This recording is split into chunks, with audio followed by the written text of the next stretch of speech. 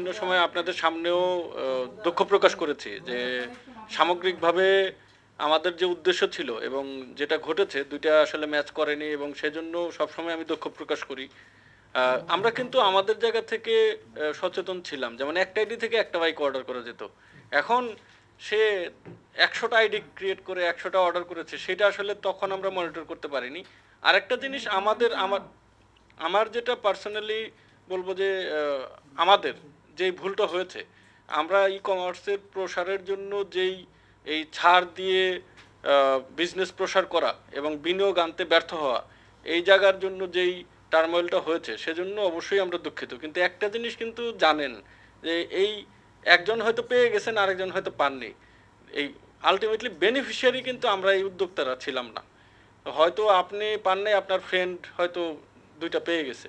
তো সামগ্রিকভাবে আসলে অতীত নিয়ে যদি বলেন, আমাদের এক কথায় বলতে হবে যে আমরা অতীত নিয়ে দুঃখিত, কিন্তু অতীতটাকে আমরা গুছায় নতুন করে সমাধান করতে চাচ্ছি।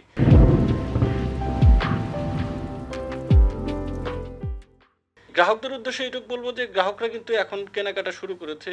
আপনারা জানেন ইভ্যালিতে আমরা সরাসরি ভোক্তা অধিকারের মাধ্যমে প্রায় 50 লাখ টাকা দিচ্ছি, কারণ এই গ্রাহকরা কেনাকাটা করতেছেন দেখে।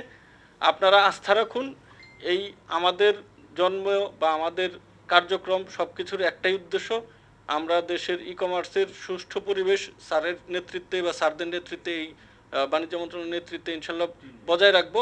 ভবিষ্যতে কোনো ধরনের কারোর কোনো ক্ষতি হওয়ার কোনো সম্ভাবনা নাই।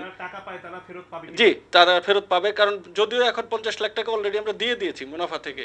আর মুনাফার এই 50 লাখের বাহিরে আমাদের আসলে মুনাফা থেকে কিছু টাকা দেওয়া লাগছে, সেগুলো ওই যে বিভিন্ন অসুস্থতা বা বিভিন্ন যাদের একটু জটিল অবস্থা তাদের আমরা দিয়েছি, সেই তথ্য আমরা মন্ত্রণালয়কে দিয়ে দিয়েছি।